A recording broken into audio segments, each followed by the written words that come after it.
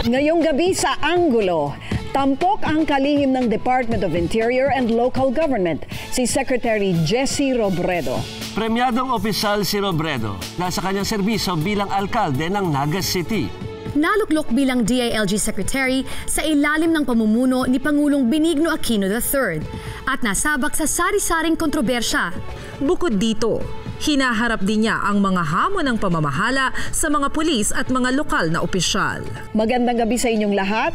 Ito ang Angulo. Malawak ang kapangyarihan at tungkulin ng Department of Interior and Local Government. Mula peace and order hanggang sa pagtataguyod ng maayos na bayan, lungsod at lalawigan. Ang pinuno ng ahensyang ito, si Secretary Jesse Robredo, na nasabak sa mga hamong kinakaharap ng DILG.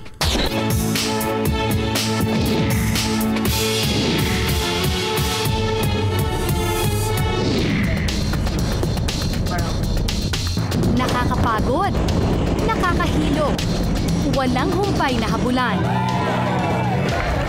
Ganito ang araw-araw na schedule ni Secretary Jesse Robredo ng Department of Interior and Local Government o DILG. Araw-araw ako pagod. Pero pagising ko, it's another day, kailangan ko magtrabaho ulit. Hindi naman ako kami mga Superman. Pero palagay ko, yung commitment sa tungkulin, mahalaga sa amin. At yung paniwala ba na huwag kang tatanggap ng trabaho hindi mo gagawin. Hindi raw biro ang pagiging kalihim ng DILG. Ang DILG yung katulong sa pagdagdag ng kakayahan. Ang DILG yung nagbibigay ng sukat. Ibig sabihin yung kalidad ng serbisyo ng isang LGU, ginagawa natin ang paraan na may sukat at may pananagutan. Samot-saring institusyon ang nakapaloob sa DILG. Kaya naman, iba't iba rin ang proseso at mga paraan kung paano nakikipag-ugnayan si Secretary Robredo sa bawat institusyong nakapaloob dito. Ang sa Interior Hood, ang Bureau of Jail Management, Bureau of Fire Protection Services, at ang NAPOLCOM ho ay, while not under DILG, ang DILG Secretary, siya yung ex-officio chair ng NAPOLCOM. Kaya ibig kong sabihin, through NAPOLCOM, kasama siya sa pulis. Kasama rin ho dito yung training services ng kapulisan, fire, sa interior side. Sa local government side, ito ho yung mga probinsya, lungsod, munisipyo, barangay, na ang DILG siya ho yung parang may supervisory authority sa kanya. Kung ihahambing sa mga nakalipas na administrasyon, mas agresibo at mas istrikto raw ang DILG ngayon pagdating sa pagmamonitor ng korupsyon sa national at local governments. Ang unang hutal, ang pinaka-all-encompassing program, ang pinaka-all-encompassing message niya is good governance. Maayos, matapat at mahusay na pamamalakad. Ang palagay ko yung pinakamahalagang element na idinadagdag ko ng Pangulong Aquino sa pamamahala, yung matino at matuwid.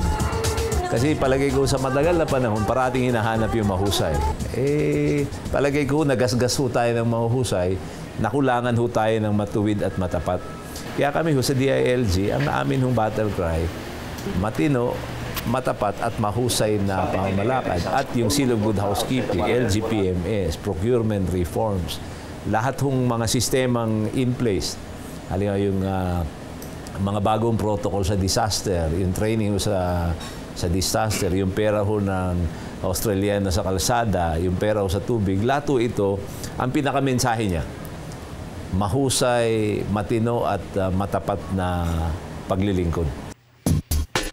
Ito rin ang naging opinyon ni Yusek Panadero sa mga bagong patakaran ng kanilang ahensya.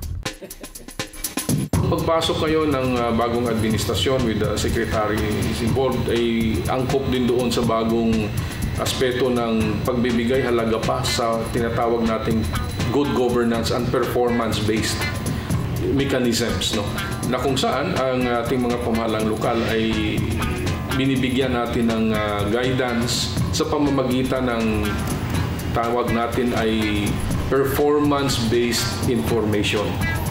Sinusukat na ang kakayahan ng mga LGUs na ma-attain yung, o gaano kahusay nila ma-attain yung mga objectives nila at yung kanilang mga adhikain. Ayon kay Undersecretary Panadero, maganda raw ang resulta ng kampanya ng DILG para sa pagkakaroon ng good governance. Kung titingnan natin yung resulta ng kampanya, kunyari sa 2011, yung full disclosure, mahigit 95% ang sumunod sa full disclosure. Yung seal of good housekeeping, 77% ang pumasa. Nagsimula kami sa 30% ng 2010. Naging 77% in 2011. Kontrobersyal ang pagkakapili ni Robredo bilang DILG Secretary. Naging acting secretary muna siya ng ahensya bago opisyal na i-appoint bilang kalihim. Ayon sa artikulong inilabas ng Vera Files, nagkaroon daw ng hindi magandang pagkakaunawaan sina Pinoy at Robredo pagdating sa kanilang working style at philosophy noong panahon ng eleksyon.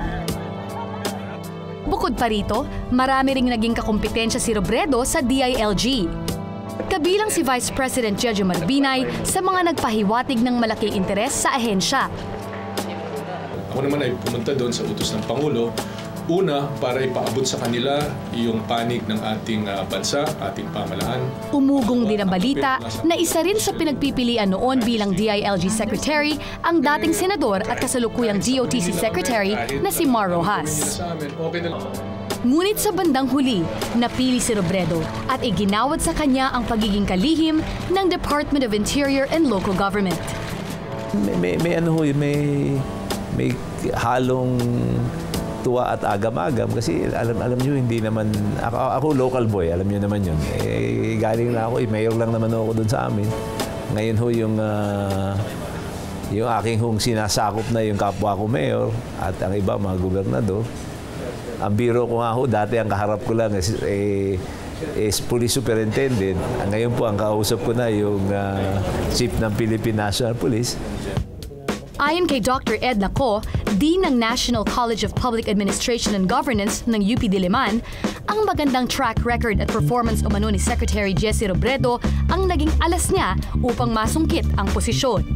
Ang partnership niya mismo sa hanay ng people's organizations, ng civil society organizations, mga non-government organizations, kumbinsido ang mga civil society groups tungkol sa kanyang performance.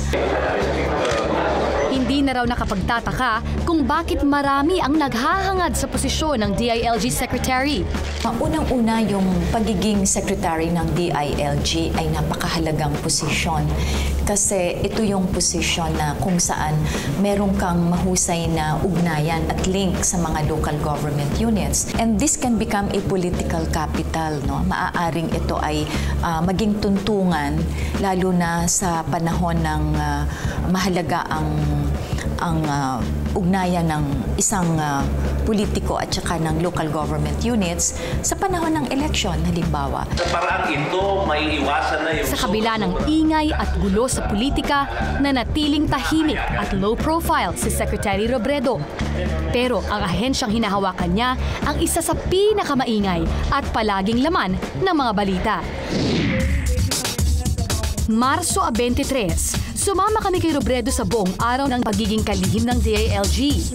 Pasado alas 8 ng umaga, nagtungo si Robredo sa Muntinlupa upang dumalo sa pagdiriwang ng World Tuberculosis Day. Identify and implement innovative strategies. The department had already issued a directive to all local chief executives, encouraging them to fully support the management of tuberculosis in jails or prisons. In the said directive, we had urged LGUs through their local health offices to provide utmost support in managing TB patients, especially those whose family members come from their area. Pagkatapos magtalumpati, nagpaalam na si Secretary Robredo. Pero hinarang muna siya ng media. May sinabi kayo kanina pang ilan siya sa nakamamatay sa... Pangalawa ho siya. Sunod ho sa atake sa puso. Siya ho yung pangalawang cause of death sa lahat ng jails. Makalipas ang ilang minuto, tumulak na kami patungo sa susunod niyang destinasyon. has performed in many places outside the prisons. They have performed in Malacanang at the Senate.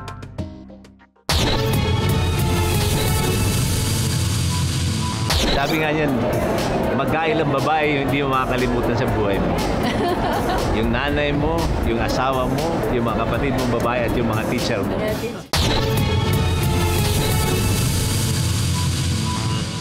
Si Jessie Robredo, ang dating mayor ng Naga City, ang kauna-unahang alkalde na tumanggap ng prestigyosong Ramon Magsaysay Award. Isang dahilan kung bakit hinirang siyang kalihim ng Department of Interior and Local Government. Ngunit sari-saring issue ang kinasasangkutan niya ngayon.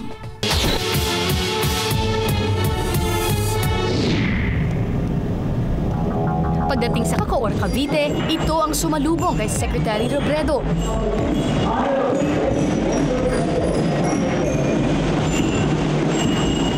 Guest of honor at speaker si Robredo sa Student Leadership Program ng Cavite School of St. Mark. Because it's against the belief that we have insofar as public service is concerned. And we should make the best. Sa open forum, game na sinagot ni Secretary Robredo ang tanong ng mga estudyante.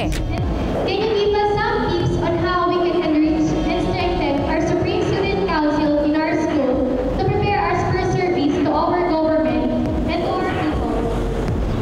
First of all, there is we can say, a long connection between what you do in school and what happens in the government. So to my mind, the most important consideration that you should look at is take a look at the welfare of the students inside the school. Nakilala ko sa leadership program ang dating guro ni Secretary Robredo na si Feby Felio, grade school teacher noon ni Robredo sa Naga Parochial School. Matapos magturo sa Naga, lumuwas tungong Maynila si Teacher Fe at nagturo sa St. Scholastica bago lumipat sa School of St. Mark kung saan kasalukuyan siyang coordinator for student development. Ayon kay Felio, tuwang-tuwa siya sa tagumpay na tinatamasa ng kanyang dating estudyante noon sa Naga. It's a big privilege for us to be able to invite the DILG Secretary. And I'm very, very honored. The school is very honored to have him with us today. Ano lang naman na sabi nga niyan, magkailang babae yung hindi mo makakalimutan sa buhay mo. Yung nanay mo, yung asawa mo, yung mga kapatid mong babae at yung mga teacher mo. Walang pag-alangan na nung sabi ni ma'am na maaari ka ba magsalita sa eskwelahan namin. Sabi ko, hanapan ko ng pagkakataon at panahon para makapagsalita. In reality, two of his sisters were also under and my wife. And his wife. Thank you very much.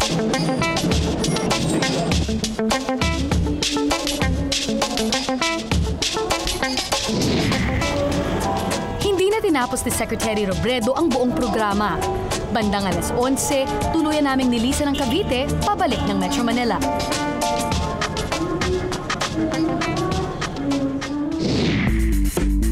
Mag-aalas 12 ng tanghali nang dumating kami sa tanggapan ng National Police Commission sa Makati. Naabutan namin ang staff ni Secretary Robredo na naghahanda sa pagdating ng mayor ng Big Island ng Hawaii na si Billy Canoy. Our purpose of visiting the Honorable Jessie Robredo, Secretary of the Interior, one is to say thank you for all of their work in helping the United States and Hawaii protect our people and our communities, but just to say to reconnect and strengthen our communities, our people, and say thank you for all the work that he does. Ano pong pinag-usapan natin dito sa meeting with Ano lang po ito? Ito yung mga kasama natin sa Hawaii na mga local officials. Parang return visit ho ito nung ginawang pagdalaw din ng mga city mayors sa Hawaii. Ano po yung mga kinuwento nyo tungkol sa ating sistema? sistema? Kasi yung karanasan nila ay ganun din sa atin na halimbawa yung mga tungkol sa kakayahan, paghanap ng pera para sa lugar. Yung tungkol sa kapangyarihan, ng kapangyarihan ng mayor dito at kapangyarihan ng mayor doon. Dahil pareho kami may mga karanasan, nauunawaan namin yung mga komplikasyon. Mag-aalas 3 ng hapon, matapos ang ilang picture-taking kasama ang mga Hawaiian delegates, tumulak na kami sa panghuling lakad ni Secretary Robredo.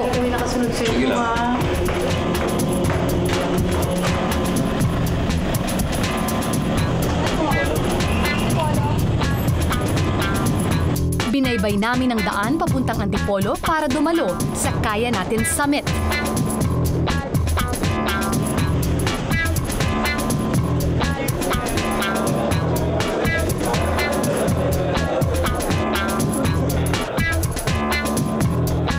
Ang sabi ko na sa mga magulang para maintindihan niya. Kausap ko po yung mga high school students sa School of St. Mark sa Cavite.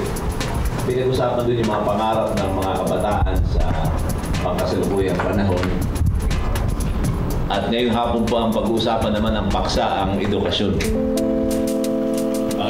Layunin ng summit na magbigay ng training sa mga mayor upang may taas na mga local government units ang kalidad ng edukasyon sa lokal na antas. Mga mayor ng iba't ibang lungsod at bayan ang mga lumahok sa nasabing event. Dito nagkaroon ng pagkakataon ang DILG Secretary na ibahagi ang kanyang karanasan sa Naga bilang isang mayor. Matagal na ako nag-mayor doon sa amin, siguro mga 19 na taon din. Pag sinabi ko sa akin ni Superintendent, tanda ko ito, hindi ko ito nakakalimutan mga ganitong usapan. Sabihin niya, alam mo, number 1 ulit tayo sa high school, number 2 tayo sa elementary. Ang sagot ko sa kanya, Ma'am, hindi pwedeng tayo number 2, dapat number 1 tayo sa sunod. Ayon sa isa sa mga organizers ng Kaya Natin Movement, mahalaga raw ang partisipasyon ng DILG, lalo na si Secretary Robredo sa training summit na ito. Nakita niyo kung gaano ka-busy ang schedule ni Secretary Robredo. Pero kung kaya niya talagang pupunta siya, he will make time at saka nakita niyo naman kung gaano ka-interactive, no?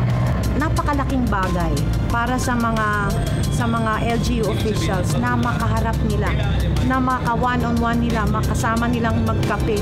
At nakita niyo naman kung gaano siya ka-candid sa mga sagot niya sa LGU na parang naiintindihan ko kayo. Alam kong hirap ninyo, nanggaling ako dyan. So sila, kaya nilang sabihin diretso, no? Kay Secretary Robredo, yung kanilang pangailangan, yung kanilang daing. Kaya ngayon naman, ang problema naman, yung kinukolekta. Sa okasyong ito, makikita ang isa sa pinanggagalingan ng kapangyarihan ng DILG Secretary. Yung explanation naman kasi po ng DILG, yung AIP is the total resource requirement. So parang nakikiclear na namin. Kasi ngayon po, ang ginagawa namin para safe, lahat yon sinasama namin, pinapa-approve namin sa LDC. But then... Balagay ko, agawin ko na. Una, yung AIP re-require, i-represent mo sa MDC o CDC, yung Annual Investment Program, capital outlay na. Kasi pag i-present mo yung kabuuan, di parang present mo yung budget. Just ng umaga ng parahin ni dating Senior Police Inspector Rolando Mendoza ang Hong Thai Tourist Bus. Di akalain na may 21 Hong Kong national at 4 na Pinoy na sakay nito na may masamang balak si Mendoza. At bago mag alas 8 ng gabi, nilusob ng MPD at SWAT team ang tourist bus. Kaakibat ng kanyang pagkakaluklok sa pwesto bilang hepe ng DILG, humaharap si Secretary Robredo sa samot-saring batikos. Sino ba ang makakalimot sa masalimuot na hostage crisis sa Quirino Grandstand? Mabagal daw po yung respondent o kanina sa habang nangyayari yung hostage taking. Ano po yung komento po ninyo? Ako lang, I think we really need to investigate. We'll ask everyone to account for what they did and tell us exactly what happened. Dahil umano sa kapabayaan ni Manila City Mayor Alfredo Lim sa hostage taking, kinasuhan siya ng administrative charges ng DILG. One of the things that was being mentioned na I should be held accountable is the abandonment of the command post. Pag sinabi nating abandonment, medyo matinding dating yan sa common layman. Pero makalipas ang 2 taon, hindi pa rin natatapos ang pagdinig sa kaso.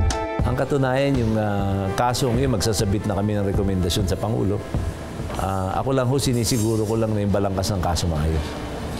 Kasi pwede yung technicalidad lang yun o pwedeng yung substance ng incident. Kamakailan, si Robredo naman ang kinasuhan. Nagsampa ng kaso ang Collinwell Trading laban kay Robredo at sa Bureau of Fire Protection Officer in Charge, Chief Superintendent Samuel Perez.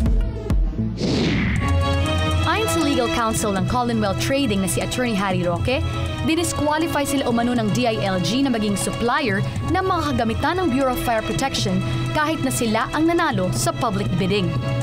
Siya ay napili na hindi lang lowest bidder, kundi most qualified bidder para dun sa mga fire safety equipment na kinakailangan ng Bureau of Fire. Napakalaking kontrata ito, no? 250 million pesos halos. No? At dumaan naman itong bidding neto hindi lamang sa isa, hindi sa dalawa, kundi sa 3 bidding and awards committee. Dagdag pa ni Attorney Roque, hindi malinaw ang umano'y pagdedeklara ng DILG ng failure of bidding na wala raw legal na basihan. Unang-una, hindi po pwede magkaroon ng failure of bidding kasi bukod pa doon sa Collinwell, meron pang isang bidder na hindi naman disqualified. Ayon sa ating batas, meron lang failure of bidding kung lahat yung mga bidders ay hindi qualified. No?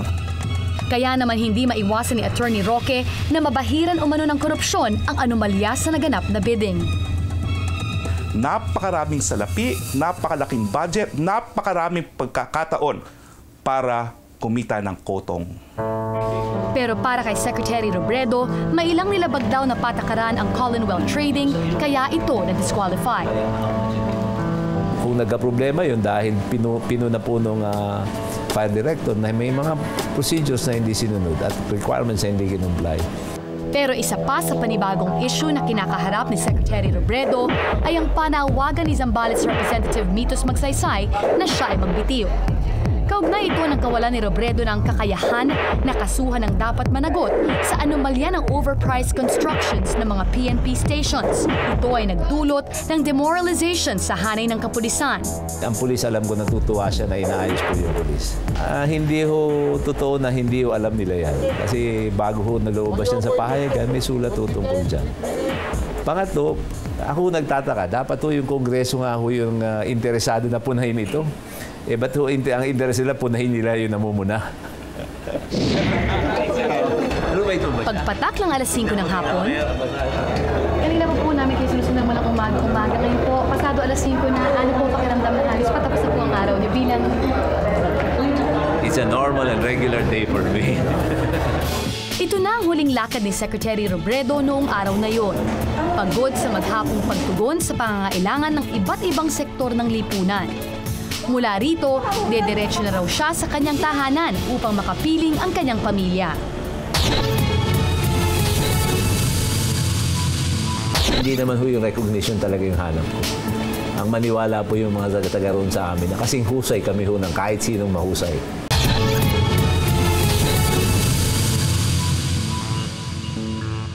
Unang nakilala si DILG Secretary Jesse Robredo dahil sa mga pagbabagong ipinatupad niya sa Naga City, kung saan naging alkalde siya ng 9 na taon. At naging huwara na ang Naga City sa usapin ng maayos sa pamalakad ng syudad sa bansa.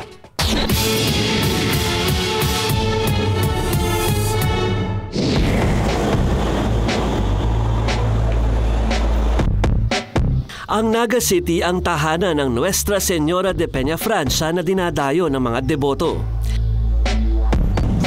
Ito rin ang sentro ng komersyo at edukasyon ng lalawigan ng Camarines Sur.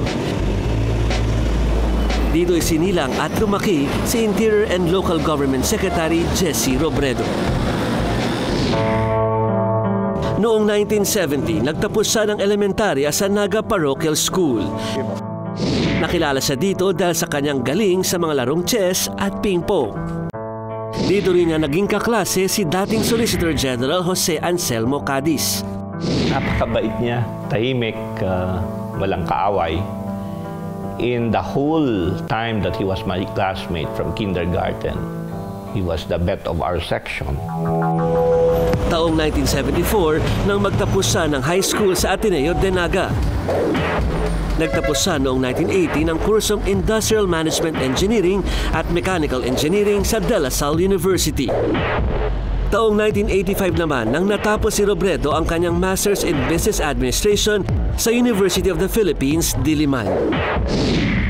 Noong 1995, nagtungo si Robredo kasama ang pamilya sa Cambridge, Massachusetts at kumuha ng Masters in Public Administration sa John F. Kennedy School of Government sa Harvard University. Pinaaral ako ng Amerikano sa Harvard. Binigyan ako ng scholarship ng Ford Foundation. Pagkatapos binigyan ako ng consultancy ng USAID. Palagay ko, naniniwala sila na pag binigyan niya ako ng dagdag na aral at kakayahan, mas makakatulong pa ako. Sandaling nagtrabaho si Robredo sa isang pribadong kumpanya sa Mandaluyong bilang staff assistant bago sa pumasok sa gobyerno. Yung karanasan ko rin, natulungan ako mag-mayor. Kasi iba-iba kong klaseng tao yung kausap mo. Pinahintulutan ako ng kumpanya na magbakasyon na 1 taon para lang subukan kong magtrabaho sa gobyerno. At ako po yung nagpapasalamat sa kanya hanggang ngayon. Anong akin pong naramdaman na mas gusto ko po sa probinsya kaya sa Maynila at mas makakatulong ko ako doon, ang sabi ko, magpapaalam na ako. Sa tulong ng tsuhin na dating OIC Governor ng Camarines Sur at ngayong Congressman na si Luis Villafuerte, naging Program Director si Robredo ng Bicol River Basin Development Program taong 1986.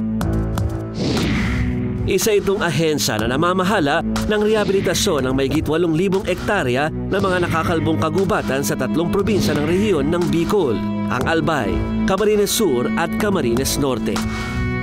Yun ho yung nagbukas naman ang aking karanasan sa gobyerno. May mga aral ho ako doon. Una, hindi ho lahat na nasa gobyerno ay mahihina at loko. At doon ho mga profesional yung mga kasama. Hindi ho yung stereotype na sinasabi nila pag gobyerno raw mahina at tamad. Yung opisina ho yun mahuhusay at masisipag.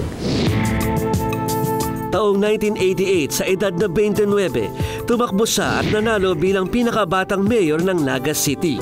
Tinalo niya ang nooy mayor ng lungsod na si Ramon S. Roco, ang nakababatang kapatid ng dating senador na si Raul Roco. 18 taon na nilbiyan si Robredo bilang alkalde ng Naga City. Sa ilalim ng kanyang pamumuno, hinirang itong Best City ng Asia Week magazine noong 1999. Dahil dito tumanggap siya ng samut-saring parangal, kabilang na nga ang Ramon Magsaysay Leadership Award for Government Service noong 2000. Ikinuwento sa amin ni Vice Mayor Gabby Bordado, dating Chief of Staff at matagal na kasama ni Robredo, kung anong klaseng pamumuno ang ipinamalas ng dating mayor ng lungsod. Siya ang pinakamagaling na alkalde sa history ng lungsod ng Naga. Dahil he introduced a lot of reforms. Isa sa mga hallmarks ng ginawa ni Secretary Robredo, transparency, accountability, participation, and predictability. Ibig sabihin na walang kagulat-gulat o kagilagalas na pangyayaring makikita ang mga tao dahil nakalathala sa iba't ibang forms. We have the website of Naga and it's considered as the best website sa lahat ng mga local government units. I think we won the outstanding website sa local government unit. Ako po dahil na kumaloy, mabilita na sana. Sinimulan din ni Robredo ang proyektong tinawag nilang participatory system, kung saan binibigyan ng pagkakataon ang mga ordinaryong mamamayan na makilahok at magpahayag ng kanilang opinyon sa mga isyong kinakaharap ng lungsod. Meron ako. Marami ho talaga siyang problema. But you know, I owe a debt of gratitude to the mayor before me. Kasi uso noon yung people power. Pero pulos naman lip service ang binibigay ng mga organisasyon or mga local government units. So in the case of Naga, Mayor Robredo made sure na he would be giving flesh and substance to the concept of people power. Binigyang pansin din ni Robredo ang kalagayan ng edukasyon sa lungsod. Sa tulong ng Synergia Foundation sa pamumuno ni Dr. Nene Guevara, sinimulan nila ang programa sa pagpapabuti ng educational system sa Naga. Meron kaming isang mithiin na bigyan ng bawat Pilipinong bata ng edukasyon. Sabi ko, siguro si Secretary Robredo yung dapat magsimula ng gawaing ito. So binigyan siya ng grant ng Ford Foundation upang ma-reinvent yung local school board para akuin ng mga alkalde yung pagpapabuti ng edukasyon ng mga bata. Mula sa kanya, parang 250 local government na ang gumagawa ng kanyang programa. Sa ilalim ng programang Reinventing the Local School Board, bawat pisong buwi sa inlalaan nila para pambili ng libro at mga kailangan ng estudyante. Nagkaroon din ng pagsasanay ang mga guro, mga magulang at ilang miyembro ng komunidad kung paano mapapabuti ang kalagayan ng edukasyon. Matagumpay ang resulta ng proyekto, kaya naman nagkamit ito ng parangal mula sa Gawad Galing Pook Award bilang Outstanding Program in Local Government noong 2004. Ang paniwala ho na lahat tayo may obligasyon sa edukasyon. Ang edukasyon ho ay parang ibinato sa DepEd. Subalit ang katunayan, yung kalidad ng edukasyon nag-uumpisa sa magulang, sa teacher, lahat. Yung sinerhiyo, tinuruan niya ako na kung nais natin talaga maayos yung sistema ng edukasyon, dapat tanggapin natin na tayo may responsibilidad. Ang Naga ay malimit daraanan ng bagyo. Kaya naman sa ganitong pagkakataon, hindi rin nalilimutan ng mga residente ng Naga ang magandang serbisyong nakamit nila mula sa pamumuno ng dating mayor. Pag may calamity, ganyan, pag may bagyo, siyang nauunang nakikita eh. So ang tao ay reassured na everything really was under control. Mula mag-mayor siya, maraming pagbabago dito sa Naga. Yung mga dating mga walang kalsada, na palagyan ng kalsada, yung mga madilim na lugar, na-improve. Sa palengke ba nagpapano siya sa mga basura sa palengke. Saka sa mga barangay. Si Mayor kasi malapit sa mga tao, lalong-lalo na yung sa mga nangangailangan at parating ang kanyang kampanya, yung transparency. Yung aking pagsumikap na i-recognize siya, isa sa pinakamahusay, hindi naman yung recognition talaga yung hanap ko. Ang maniwala po yung mga taga roon sa amin na kasing husay kami ng kahit sinong mahusay. Hindi siya excused from doing anything just because politiko siya. Dito sa bahay namin, yung lahat na assignments niya, kailangan gawin niya pa din, no matter how busy he is. Yung mga aayusin nga dito sa bahay, hinihintay siya every weekend. Malaking pagbabago ang dumating sa buhay ni Jessie Robredo mula nang hirangin siya ni Pangulong Aquino bilang kalihim ng Interior and Local Government. Mula sa politics, pambansang issue at kontrobersya ang kinakaharap niya ngayon.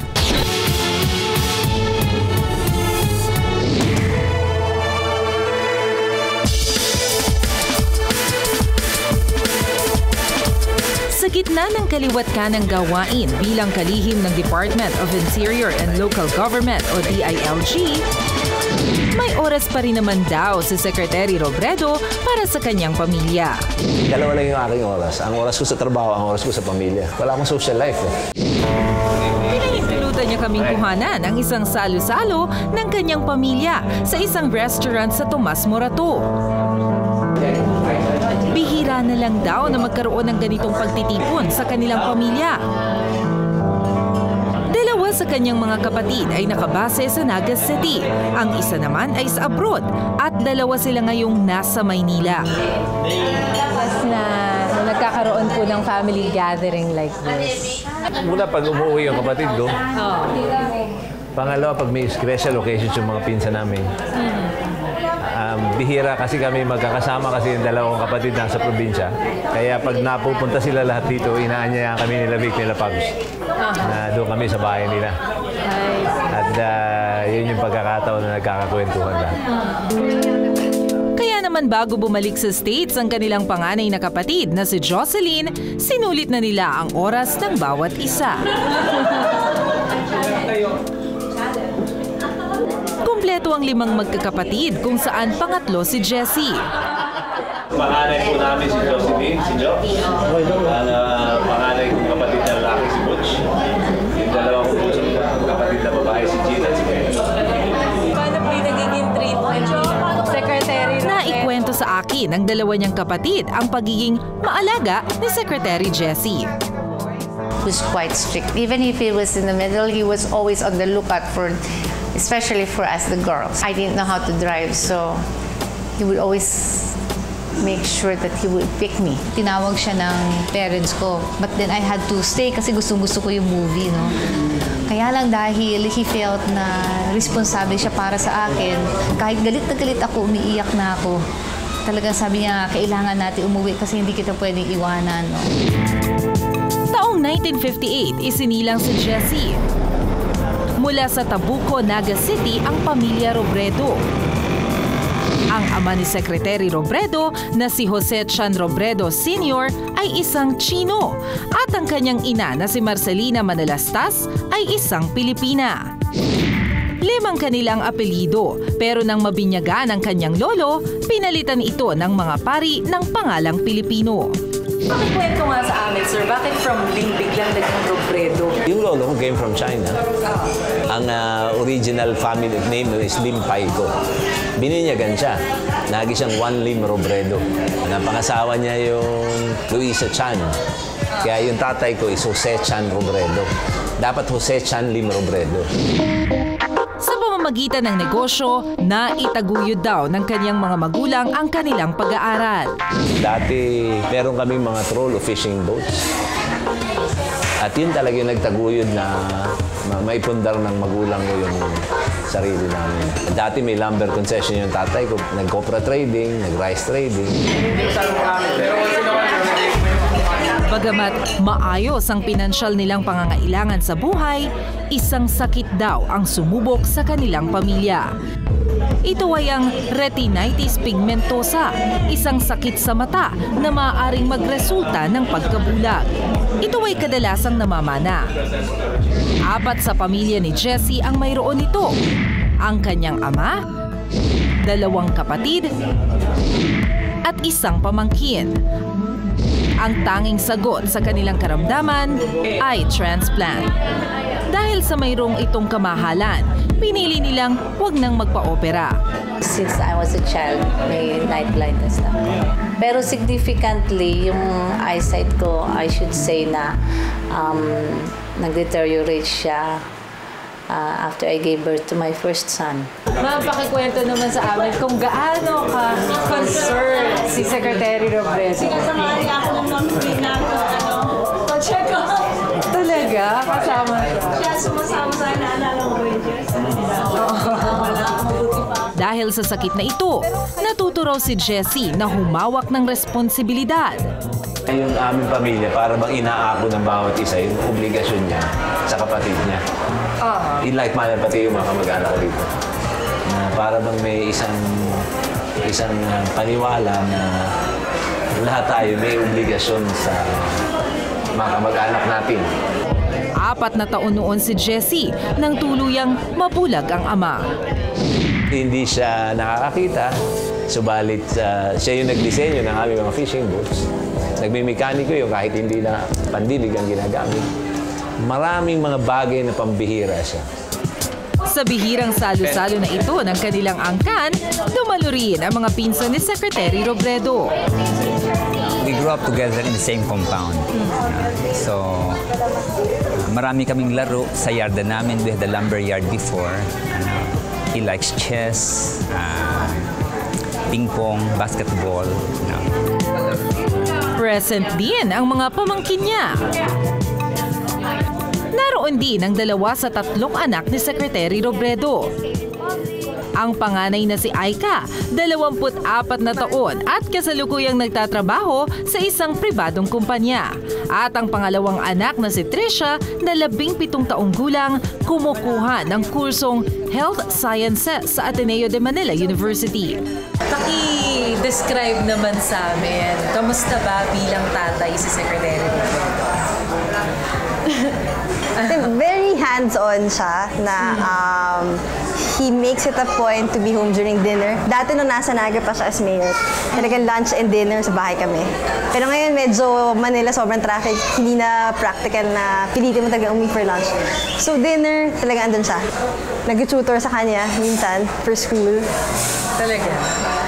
Ano yung mga subjects na tinuturo sa inyo, Secretary? Nung grade school pa ako, lagi siya, kahit may meeting siya, talagang uuwi siya para magturo sa akin sa math. Kasi yun yung pinakamagaling niyang subject. Hindi nakadalo sa maituturing na ring family reunion ang asawa ni Secretary Robredo at ang kanilang bunsong anak. Sa Naga pa kasi sila nakabase, dahilan kung bakit hindi raw madalas gumimik ang kalihim ng DILG. Hindi ako mabarkada dahil wala na akong oras. Para bang nanakawin pa ng mga kaibigan ko yung oras ng mga anak ko, hindi na. Paano ba napapagkasya yung oras mo, sir? Kasi I'm sure you're busy. Hindi, basta ako uwi ako Sabado. Balik ako Linggo ng hapon. Unless pupunta rito yung asawa ko sa kanyang anak ko. Sa edad na 29, ikinasal si Jessie sa nooy 22 taong gulang na si Lenny Herona na tubong Naga rin. Taong 1987 sa Mary the Queen sa Green Hills, ginanap ang pag-iisang dibdib nila Jessie at Lenny. Nagkakilala ang dalawa sa River Basin Development Corporation kung saan naging empleyado ni Robredo si Lenny. Paano niyo po ba nakilala si Sa office. Office? Paano, sir? Pakikwento naman. Nag-apply siya sa office. Ako yung boss. Parang yung courtship nag-start agad after nag-start ako mag-work. Ang biruan nga namin, kasi nung nagbibisita siya sa akin, parati siya nakapostura. Parati siya naka-long sleeves, naka-slacks, at naka-leather shoes. Sabi ko, natapos lang yung courtship, parati na lang siya naka-shorts at naka-tsinelas. Kwento ni Lenny, kahit daw abala ang kanyang asawa sa trabaho, hindi raw niya nakakalimutan ang pagiging haligi ng tahanan. Hindi siya excused from doing anything just because politiko siya. Dito sa bahay namin, yung lahat na assignments niya, kailangan gawin niya pa din, no matter how busy he is. Yung mga aayusin nga dito sa bahay, hinihintay siya every weekend bago siya umuwi. Yung mga busted na electrical wires, yung mga bulbs, yung mga plumbing, yung mga nababasag na tiles, yung mga repairs. Hinihintay siya noon kasi yun talaga yung trabaho niya. May school work na pag kailangan ako ginagawa ko yun. Dahil yun lang yung parang makita ng anak ko na mas mahalaga siya sa trabaho ko. And that's true. Mas mahalaga sila kesa sa trabaho.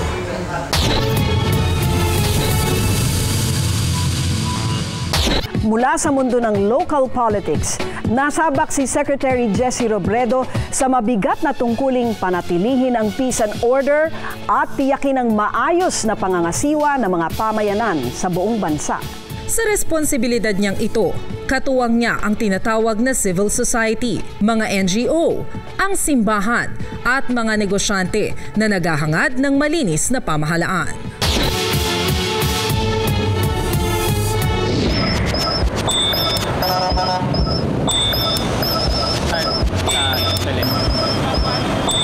Nitong Lunes ng gabi, tumulak papuntang Naga si Robredo para makadalo sa graduation ng kanyang bunsong anak na si Jillian.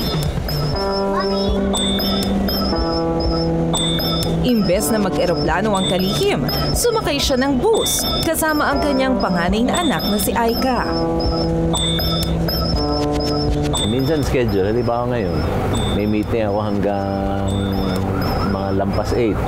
So hindi ako pwede mag-eroplano this afternoon. Alanganin mag-eroplano ko tomorrow morning kasi maaga yung graduation ng anak ko.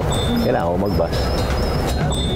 Karaniwan na raw kay Robredo ang maanyayahan sa isang graduation. Pero sa pagkakataong ito, hindi bilang kalihim, kundi bilang isang ama. It's difficult to understand na sa ganitong klase namin tungkulin, mas mahalaga pa yung aming graduation ng mga anak kaysa sa tungkulin. Kaya naman hindi na niya ininda ang kanyang seguridad sa pagsakay ng bus. Hindi naman ina-announce na magbabasa ko.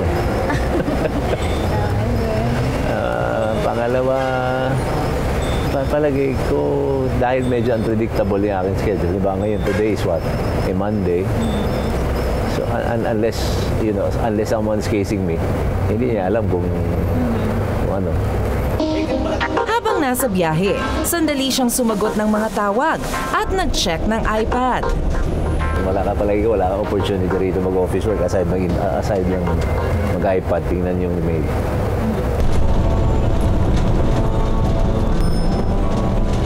Kaya naman maya-maya, nagpahinga na rin ang kalihim.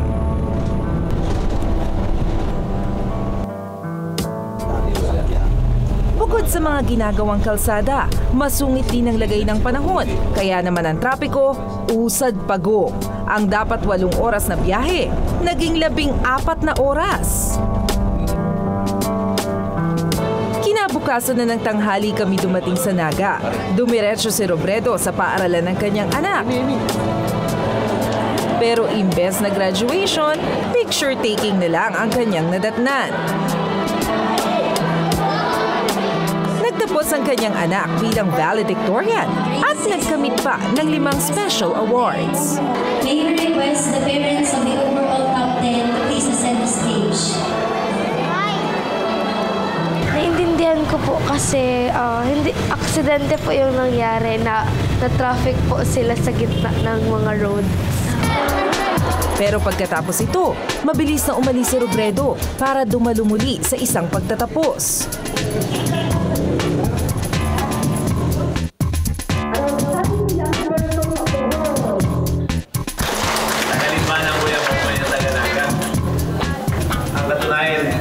Niya po, nagpuliyak mo dahil sa naggraduar si Aki kong grade 6. May nagka-problema na po ako si bus pong Haling Manila, nagabot sa Naga, alas 11:30. Tinabot kami po mas o menos 14 may kabangang oras sa pagbiyahe. Ang pagkagraduar, sarong mahalagang kapdan kang buhay kan mga Aki. Matapos magsalita, dumiretso na sa airport ang kalihim para balikan ang trabaho niya sa Maynila. Yun lang yung parang makita ng anak ko na mas mahalaga siya sa trabaho ko. And that's true. Mas mahalaga sila kesa sa trabaho. Sabi ko sa'yo, ang pinaka-stressful na mga araw ko, yung may mga exam sila.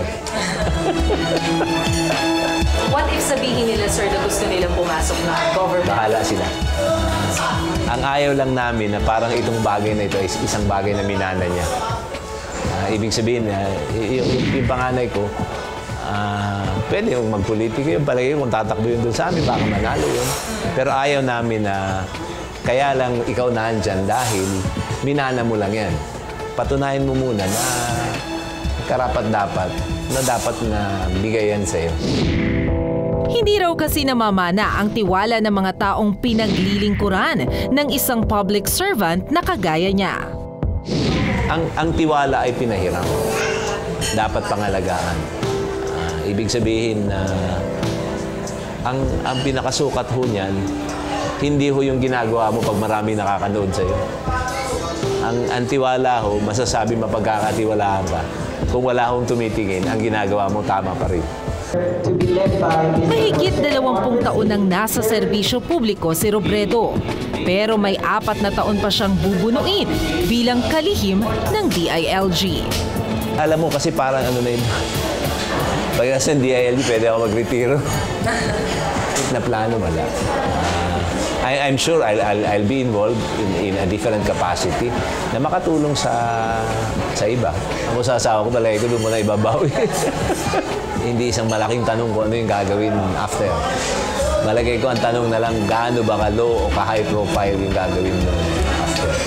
Nasasangkot ngayon si Secretary Jessie Robredo sa mga isyong dala ng samut-saring responsibilidad bilang hepe ng DILG. Sa pagharap sa tungkuling ito, humahango siya ng aral mula sa karanasan niya bilang mayor ng Naga City at sa tulong ng mga grupong naghahangad ng maayos na pamamahala.